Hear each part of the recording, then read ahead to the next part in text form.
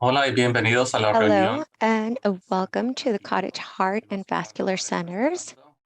We meet the doctor, featuring Dr. Alejandro Garcia-Revilla. I am Salvador, Community Service Program Manager for the Cottage Center for Population Health. It is Presentarles now my pleasure to introduce to you Alejandro Garcia-Revilla. He is a board-certified cardiologist, and he has been part of the medical staff in Cottage since 2000. He was born and raised in Lima, Peru, where he went to medical university and he did train as a cardiologist. After migrating to the United States in 1990, he continued to train in the clinic, Cleveland Clinic in SUNY downstate in Brooklyn, in New York, and in the hospital in New York City. In 1998, he moved with his family to California, and since then, he's been practicing cardiology and cardiology prevention. And his focus is to educate the community and to continue having healthy habits to prevent our illnesses. Just please give me a warm welcome to the doctor. Thank you, Salvador, for this wonderful presentation.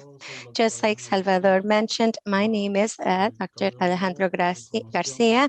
I am a cardiologist, and now I am in United States, and my specialty is in cardiology.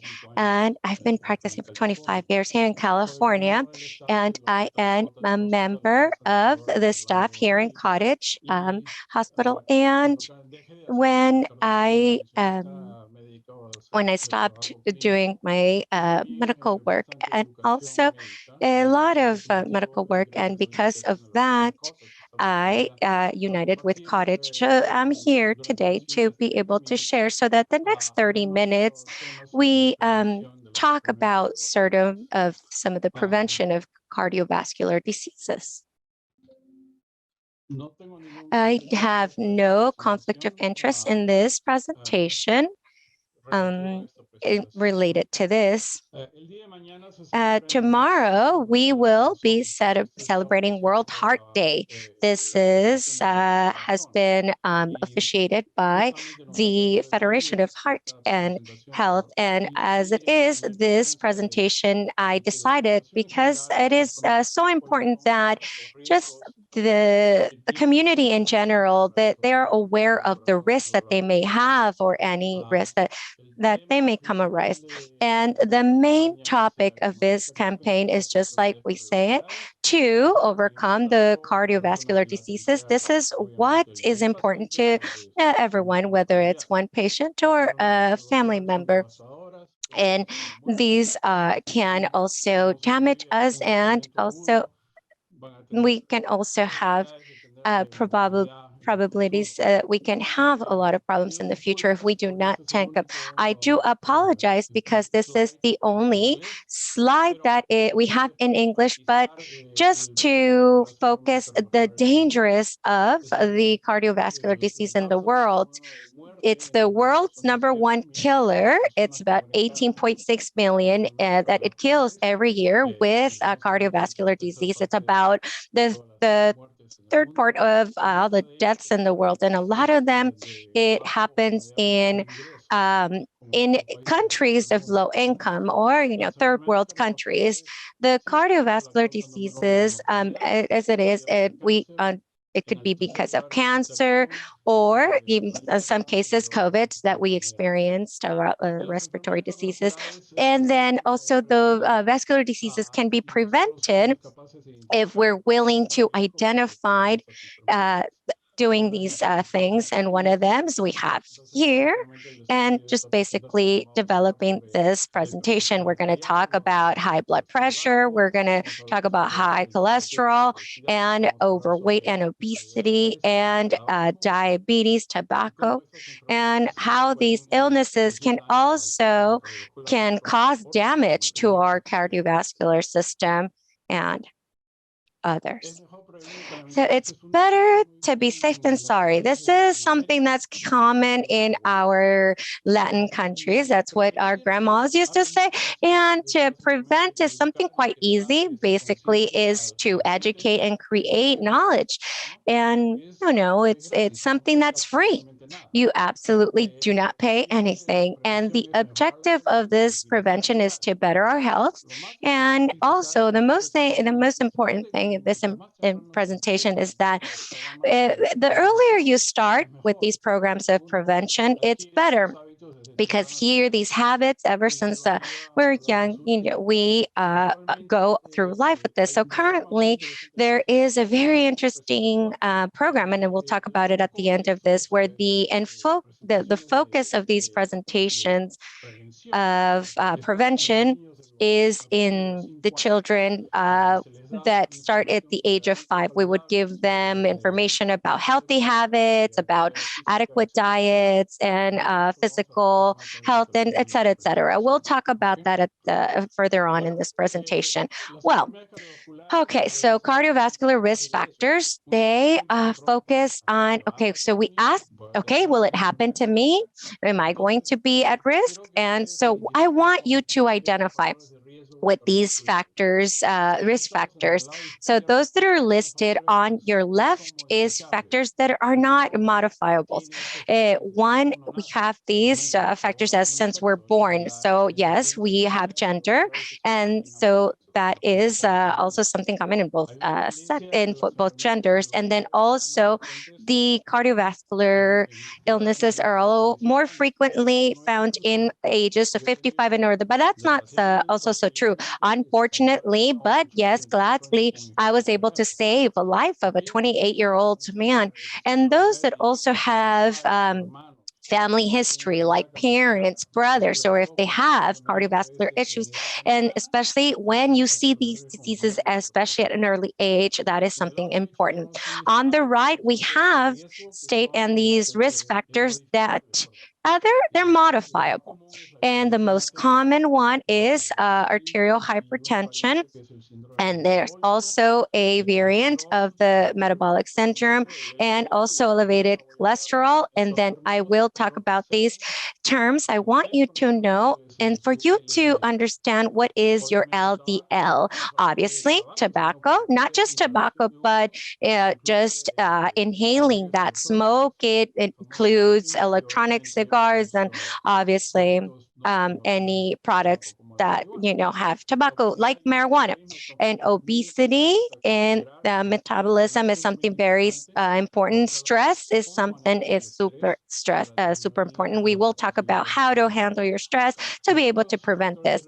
And other factors at risk is also sleep apnea, and that's also that we see in cardiovascular diseases. This is the intention to say that before any symptom occurs. So we see that here. So, clinical disease, that means when you see the symptoms, even more before you see any of the other symptoms that come below. So, if you have genetic susceptibility, there are genetic markers that we could see whether the person has the predisposition to either have an illness, a cardiovascular illness. And more than anything, we also have these issues are family. We also have environmental factors like smoking, overweight, or also alcohol, and also environmental. And then we also have these marked biochemical and psychological indicators, and that's also more known as triglycerides. And so, where we can see our levels of our bad cholesterol, and then CHDL, which is we used to give them a property to be good, but now we've learned that it's not.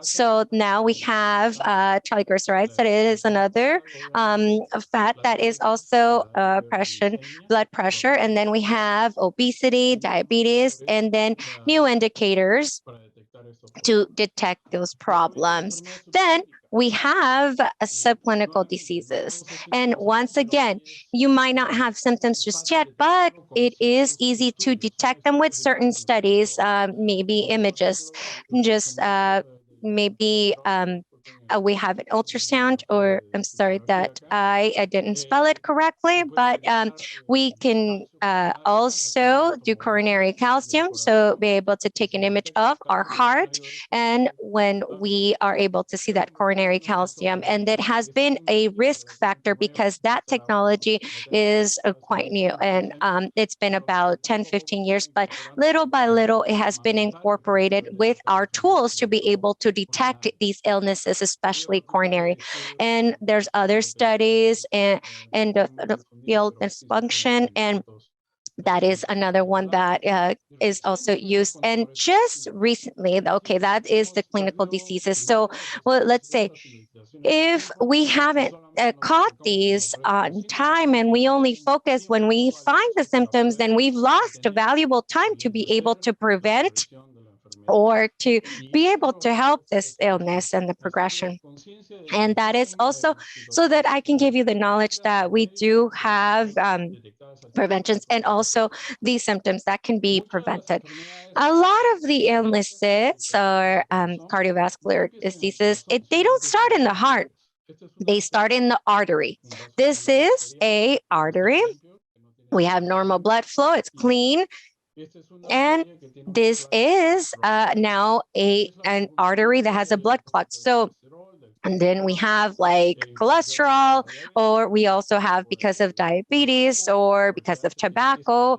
And so this little small line that you see right here, that it prevents it from functioning properly, and so then this causes a lot of diseases or damages for these cells. And so then we have all these plaques, or this plaque, especially first it happens in all of the arteries that are illnesses, especially some areas that are more susceptible. But number one, we have coronary disease or the heart arteries. When we have a heart artery that it becomes ill, oh, then we have a clot, and that is when our heart, the muscle, then is affected. If that happens, then we can also have a stroke or some sort of heart attack. If that happens in our liver, then we're going to see renal illnesses. And then if that happens, let's say in your eyes, and then you can go blind or something like that. And so that is how it could have. It happens in your legs, and that's going to produce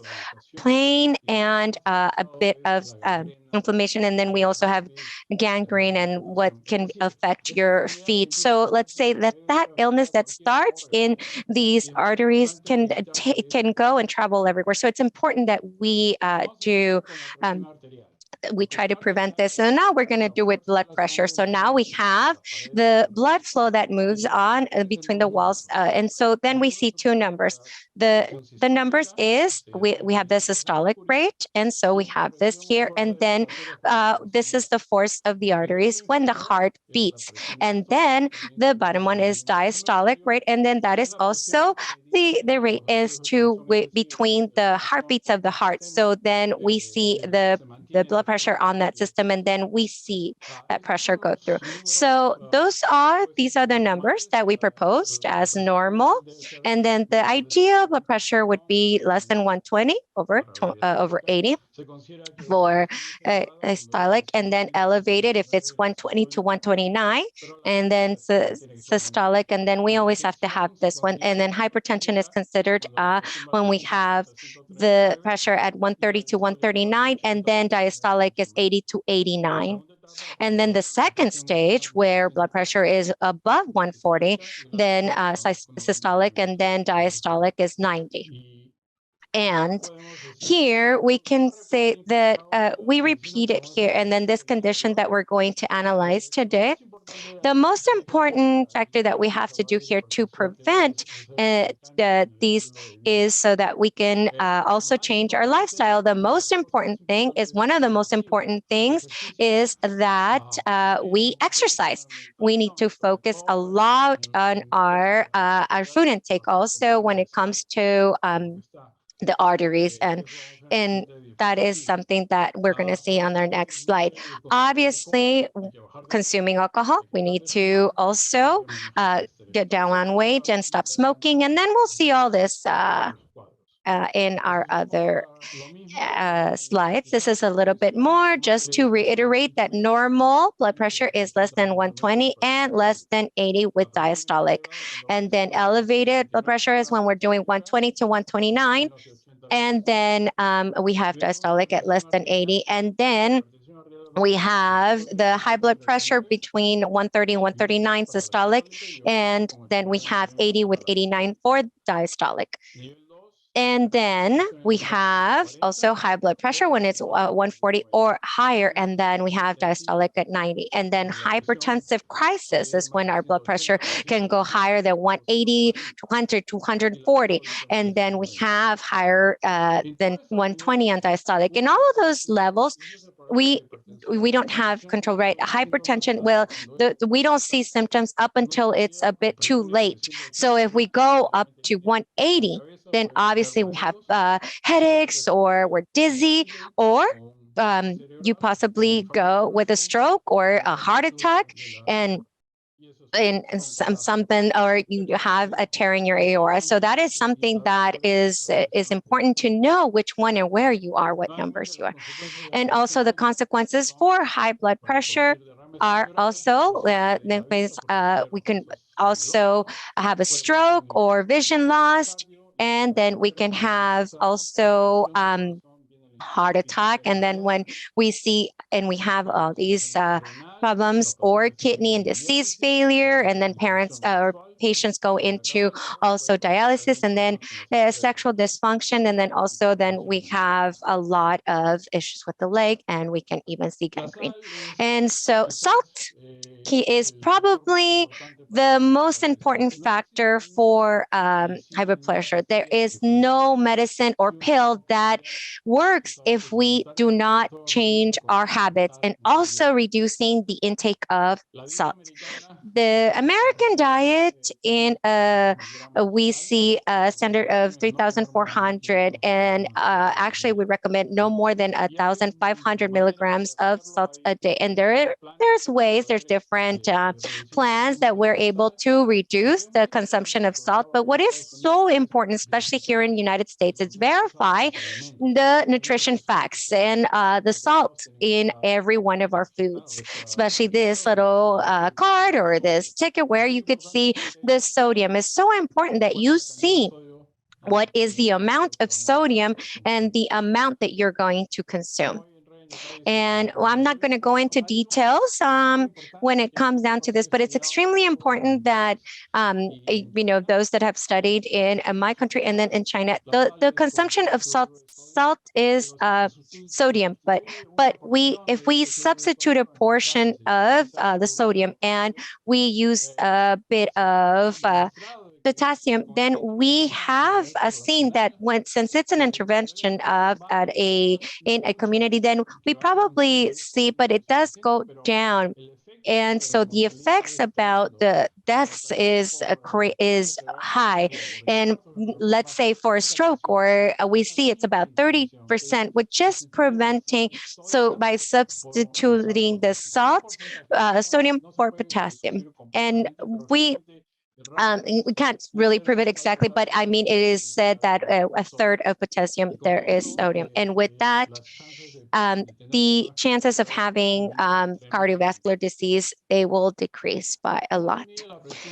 So how do we measure our blood pressure at home? And being ready for that isn't also something that we can't do. And so let's try to not drink so much caffeine and not smoke, and also not to have had or done any physical exercise 30 minutes prior to measuring your blood pressure, and then also right before eating. And then we need to also take our blood pressure before we're going to take our our medication, because that way we can see the actual numbers, so that way it won't affect. And then we have to find a calm and comfortable place so that we don't have any distractions. And the person that's also here, sit in a comfortable way, and then rest your back in the seat rest, and then utilize these machine, the pressures that you use, or the cuffs, not the ones that they use in the wrist. Those blood pressure machines do not give an accurate number, and is truly not something that we use. And we need to use a machine that can go, and also, uh, and then we have like this flat surface to take to the heart, and then we can see it. And also, just make sure your feet are planted on the floor, and then also basically leaving a minute in between. And then the pressure needs to be not taken daily, but at least 2 to 3 times a week, and in different hours in the day and different days of the week. Because people, we're not going to have, if not, you're not going to have an idea of what uh, your your number is, and it's going to vary every minute it's going to vary, so you don't need to worry about that. But what we see as specialists is what is the average, right? If we see that it's going up, and then if the pressure is stable, and then if it's going down, then we gotta see.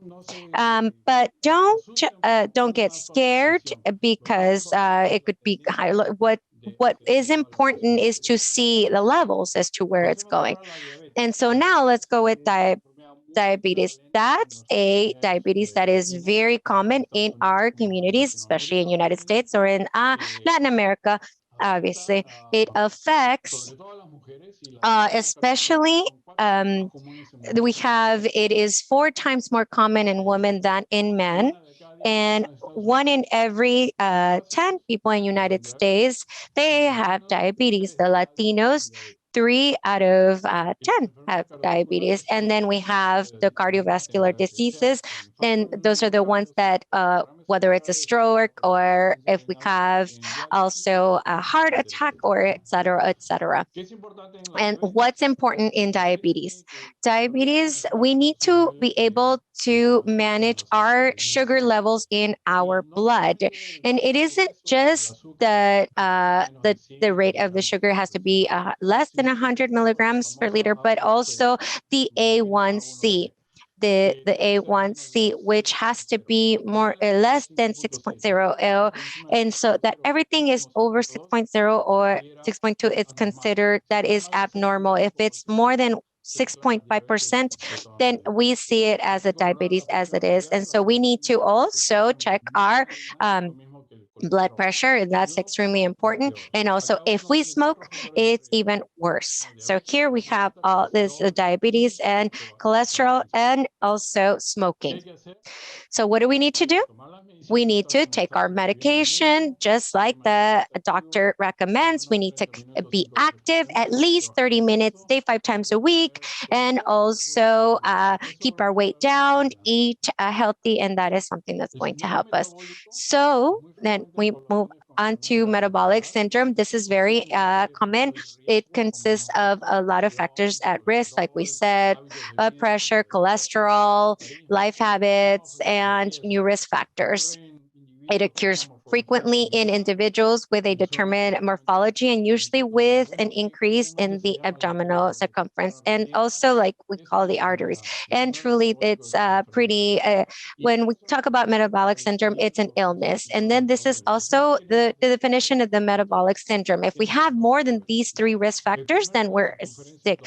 And the first one is abdominal circumference. So 40 inches or 102 centimeters in men, or 35 inches or 88 centimeters in women.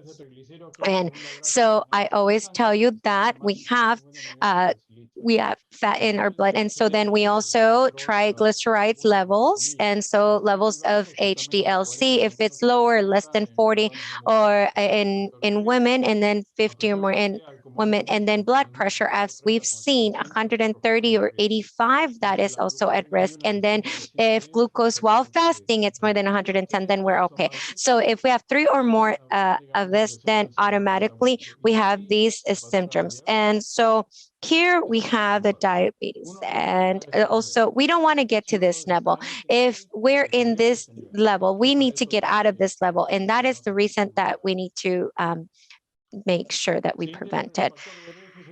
And now we're talking about cholesterol. So the cholesterol is a fat that is a protein that goes into our blood. The cholesterol is needed for our organism. All of our organisms, they do have cholesterol in our membranes, but when we have excess in cholesterol, that is where we have a problem, especially when we have bad cholesterol. This is the fourth time that I talk about bad cholesterol, and that is something that we need to know about the levels.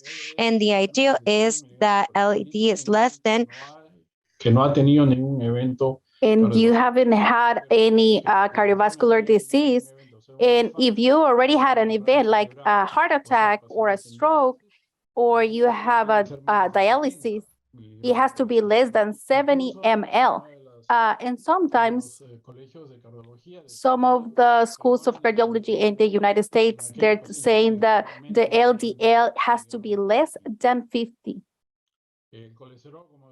And the cholesterol, as I was explaining, it's in the arteries, the coronary arteries, and the neck, and the carotids, and the femur, and they're clogging them little by little. And we have something on the chest and it's clogged completely. This can go to a heart attack. And if it's in the brain, it can produce dizziness or a mini stroke, or maybe when it's blocked completely, you can have a stroke.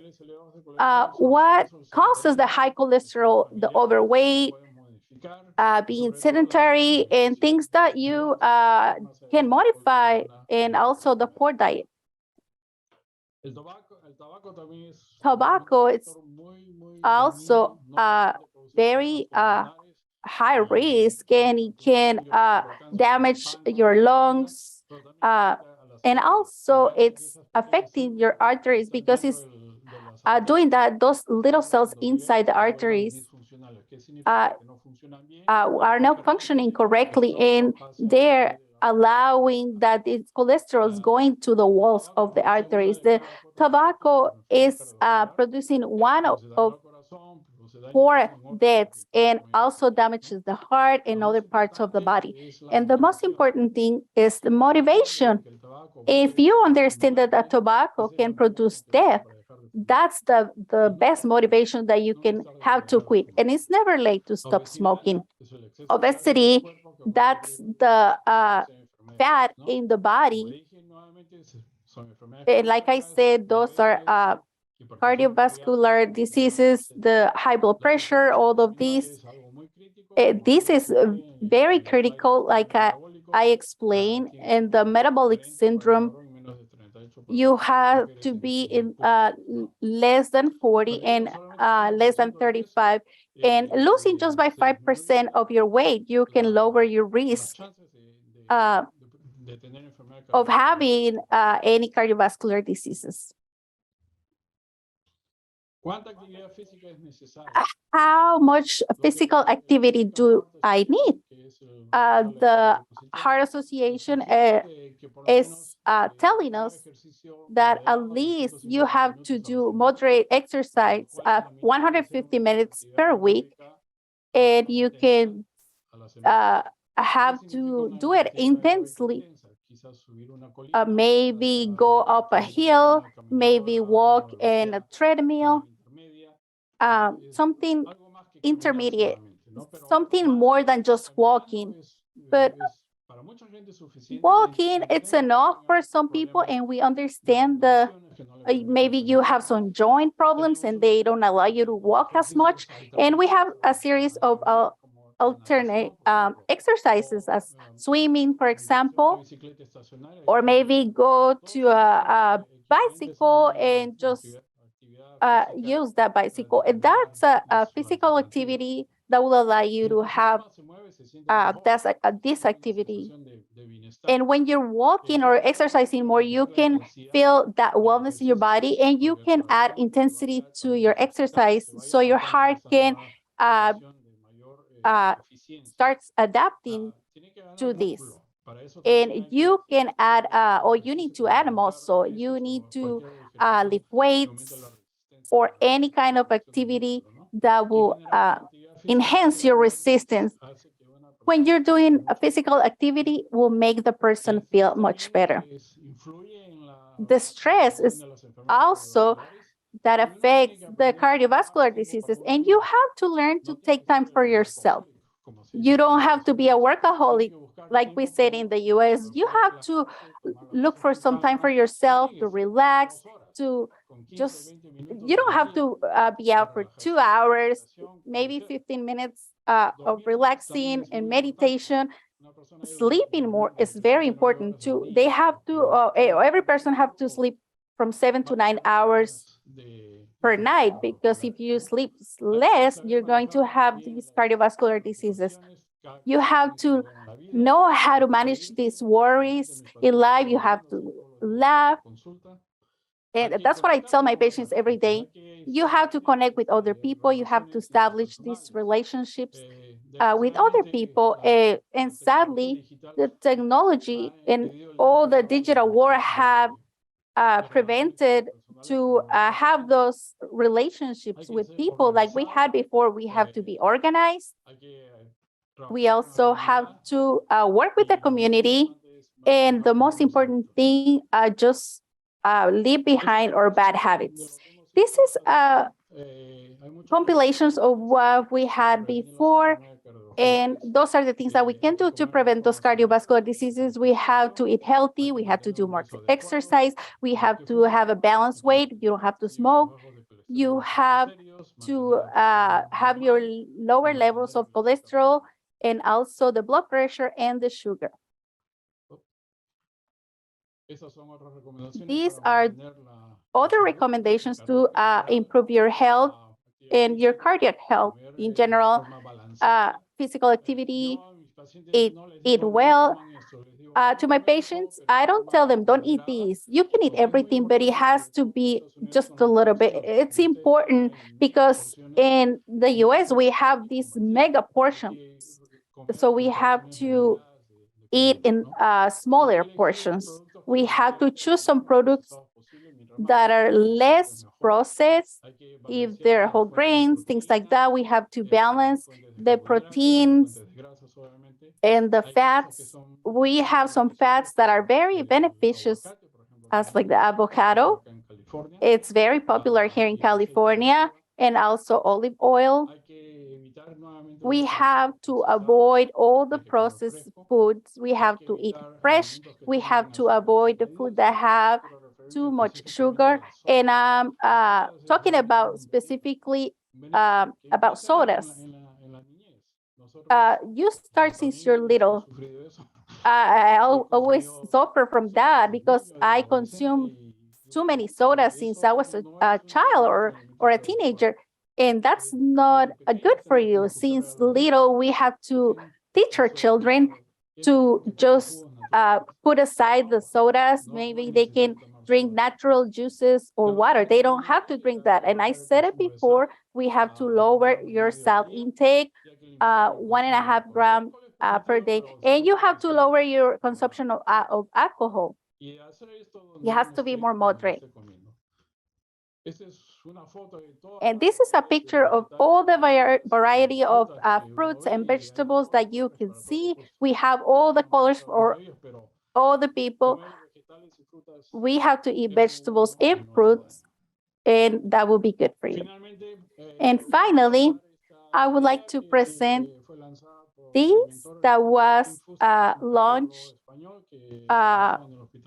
from Valentin Foster, and he's a doctor in New York, and he has been president in the Medical Heart Association. And after working all his life in the education for the patients, the new focus that he has for his professional career is the education to start the earliest as possible in our lives. And acquiring healthy habits during childhood reduces the risk of cardiovascular diseases and improves the quality of life. And this is very true. He was doing this study in Colombia where children from 5 to 7 years old were receiving this information about quality of the food and have these healthy food habits and physical activity early in life. Know your body, taking into account that the human body is very important and we have to take care of it, and also how to manage your emotions, how to interact between children and teenagers. And talking about these aspects in life, he was able to demonstrate in Colombia, and we also had another study in New York and in other places, that the message that you give to a children, it lasts. When the child is growing up and when he becomes a teenager, he knows what he was being taught and when he was small, and he can keep it and he can continue with those messages that he got when he was little. And we have seen a lower use of alcohol and then more physical activity, and maybe the eating habits not as much, but at least in this group that we were working with, the obesity is a very tragic situation that's occurring with children, not only in these countries like here, but in the poor countries, because the food is very low quality. It's easier to give them a cookie than something processed. It's very hard to give them fresh food and something that is very nutritional for the children. And with that, we are done with the presentation for the risk factors, and I would like to give you a little bit of light about what we talk about and a little bit what I did in my career before. This is a couple of pictures. This is an angiogram, and these are the heart arteries, and you inject a substance that is color black, and this artery here it's growing again. We have a branch that has an obstruction. This is 95%. This patient came to the emergency room with pain in his chest, very acute pain, and he was very sick. The angioplasty, that's the technique that we use for the arteries. Generally, when you put a stent in, it's like a spring that you can put inside the artery, and you can compare how the artery is here after the stent. It's open again without anything blocking it, and the blood flow enhanced a lot, and he was able to leave. You can see the artery, but you don't see the muscle. The muscle is around the artery, and if you obstruct the blood flow, all of that is going to make you sick and you can die, and that's like a heart attack. It is very critical to be able to open the arteries as soon as possible. In the US, we have this system in every city where you have chest pain.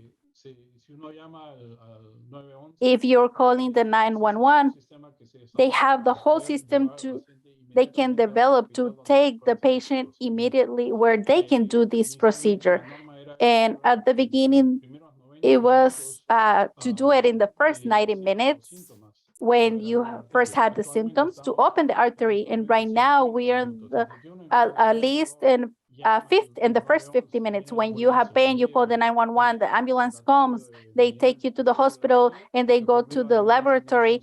And I think it's around 50 minutes now. It's something much better, and the idea is to preserve the heart. And this is the bad guy of the movie. This is a blood clot that was here in the artery. We were able to remove it. This little thing is what kills people. We have to prevent this. This is a video of a heart that was having a heart attack. In the diastolic part, this is not moving, what I'm showing right here. This is moving in a normal way, and we put a catheter, and that's what we see in black, and this part is not moving. And when it doesn't move, you get blood clots. And this white part, this is a blood clot. This blood clot can come out of here from this part of the heart, and it can get loose. And when it comes out, where does it go? It goes to the brain, and you can have a stroke, or a coronary artery gets blocked and you get a heart attack, or goes to the leg. So those are emergency that we have to treat. And the treatment is with the medicine to be able to dissolve that blood clot with blood thinners. This is an ultrasound of a heart, echocardiogram, and this is the heart. And this is the left side. And I would like to show you what is the normal heart, or the function of the normal heart, and compare with this other heart. As you can see, this is barely moving. This is very compressed. Probably this heart already had a couple of heart attacks. That's why it has high blood pressure. Maybe they didn't control it, and it can provoke this. And the excess of alcohol also can produce this. There are some drugs or medicines, like the medicines we use for the chemotherapy for cancer, that we can use for this. And this is another picture, and I think this is the last picture. Many people, they say, oh, I have a valve that is leaking. In United States, we have the Spanglish because they say leak in Spanish as well. This is the heart. This is the left part of the heart. This is the thicker part, and we have a white line here. And normally we shouldn't have any of this color, and this means that the blood is coming from this side to this side, and we shouldn't be having that. And that's a mitral insufficiency.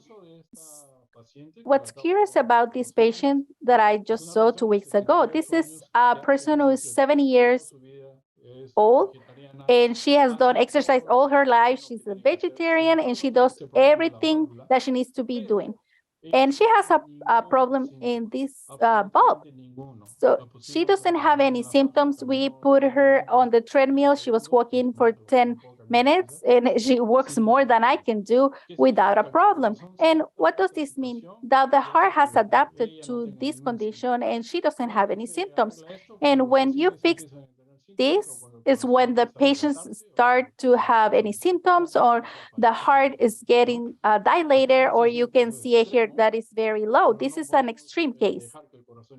We cannot leave we cannot leave the heart this way.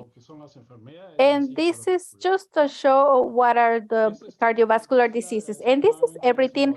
I would like to thank Salvador and all the team, Connie, Chrissy Bowman, Letty Church, Sandy Aker, and interpreters Tanya and Mary. And we're willing to answer any questions that you may have. Thank you very much. Thank you very much, Dr. Garcia, for your wonderful presentation. Now we would like to open the room for questions and answers. Please put your questions in the Q&A so we can read them, and the Dr. Garcia can answer them. I think we can have a question here. We are going to ask you, Dr. Mr. Jorge is asking, how easy is to have that injection with that liquid to see your arteries? Do you recommend to do that without having symptoms? No, it is not recommended. The angiogram, it's a test or that we do it as a routine, but only for the patients that have a motive to do that. We don't do it as a routine. That's not a test that you can just do. because it's very invasive and it has risks, and you only use it with the patients that have some symptoms, and then maybe they fail another evaluation, a non-invasive test, like maybe the treadmill or something like that. If you have symptoms, or a person has symptoms like pain in the chest, and they're working 3-4 blocks and they need to stop, and the pain goes away after you stop, that's the symptom. How do you confirm that comes from the heart? We put them on the treadmill and we do the test, the exercise. And if we see any changes in the electrocardiogram or the images that we are looking, we combine the treadmill with the echocardiogram. And if we see that the heart is not working good, those patients then are going to get an angiogram done. Right now, we have a different technology that is available.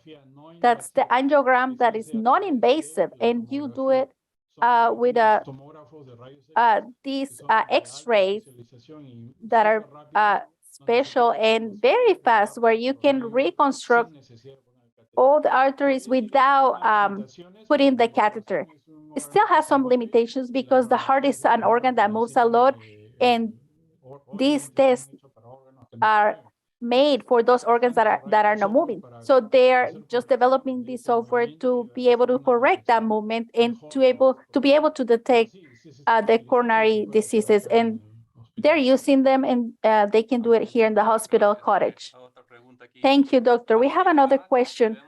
At what age do we need to start to scan calcium, and after that, how often do we need to stop the scan for calcium? We need to do that when we have patients that are at risk, or if they have family history. If the calcium is positive, we don't need to keep doing it, but we have to see it in the context. Having calcium in the arteries doesn't mean that the calcium is clogging the artery. It could be the calcium that is deposited in the external part of the artery without blocking the artery. What we do, and we have patients every day to check, and when we do the test, what we do is we put them on the treadmill, and if they don't pass that test, then we do the angiogram. But that's a new technique that we are using more and more to be able to detect that. Most of all, for the patients that have high risk factors, if they have family history and they start at a very early age. Well, one more question. What relationship has the diabetes and the high blood pressure? Well, they're together. We have patients that initially they develop diabetes, and if they don't control that diabetes, a little by little, the artery is getting thicker and thicker, and the blood pressure will go higher. And sometimes we have patients that have high blood pressure without diabetes, and later on they develop diabetes, but they're interconnected. The two diseases, they damage the arteries and the small arteries. Well, the high blood pressure will damage all the arteries, the small ones and the big ones, but especially the small ones. What are the small arteries? The ones for the eye, the brain, the heart, from the lower extremities, and the kidneys. And diabetes is the number one cause of chronic diseases. But they go together. Sadly, these diseases go together. And I would say that 50% of diabetic patients have high blood pressure, and 50% of people with high blood pressure develop diabetes. Well, I think we have just a little bit more time, maybe one more question. One question that we have here is, can you please explain about the varicose veins in the stomach? This is another specialty. That's because of the liver. When the liver when the liver has any disease, you can get fibrosis from the in the liver, and the hypopressure in the liver, the veins get dilated in the esophagus, and then you can have bleeding internally. But we can explain a little bit more what are those varicose veins in the esophagus. They don't have anything to do with the ones in the legs, but it's almost the same concept. They get dilated, and in this case, it's because the hypopressure and the liver is reducing his size, and it makes that the pressure will go higher. And we have another question about diet. Another question is a comparison between Peruvian food and the US food. What do you think? Peruvian food is more natural? Just for curiosity, but the percentages of the United States compared to Peru when it comes to eating and diabetes compared from Peru to the US. Well, the first thing, the Peruvian food is better than the US food. The problem is with the Peruvian food is that have a lot of carbohydrates, a lot of potato, a lot of rice, a lot of flours. So that happens here too. We have a lot of pizza, a lot of burritos, tortillas. We have very similar things. The Peruvian food and the Mexican food, they have the same roots. The good thing about the Peruvian food is that we have a lot of variety. We eat a lot of fish, ceviche, seafood, and the seafood can make your cholesterol a little high, but that's not a problem if you eat just a little bit. And we eat all their meats from the mountains in Machu Picchu. In Cusco, we eat the llama, the meat from the llamas, and those meats are very low in fats. The most important thing is to eat with moderation and also do exercise and avoid being overweight. It doesn't matter what food, Chinese, Italian, Japanese, every food is good and we like to eat. But if we are conscious to do it in a moderate way and also don't be sedentary, do exercise and all that, it will help us. Last question. I have MDS and I would like to know how can that affect my heart? That's myelodysplastic syndrome. That's a disease that affects the blood cells. And we have a lot of varieties. It can make you anemic, lower your blood cells. We don't have something direct with the heart, but if you have anemia, and when you have less red bloods in your blood, the heart needs a lot of oxygen. Oxygen is going to suffer because of that. When you have severe anemia, you can develop that pain in the chest, not because of the arteries, but because you are needing more oxygen. And when you are having those blood cells low, you can have bleeding, but we don't have a direct effect in the heart. Thank you very much for your questions. And thank you for being with us. As a reminder, a recording of this meeting will be sent to you by email next week. Thank you very much, Dr. Garcia, for your time here.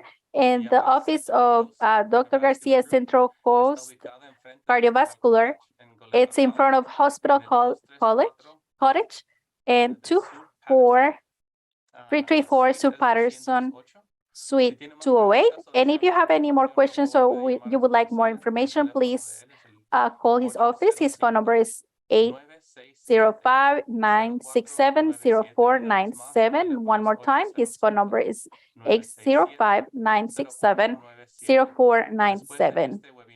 After this webinar, we will have a survey and we would like to hear your thoughts. Thank you very much again for being here with us and have a good and healthy rest of your day.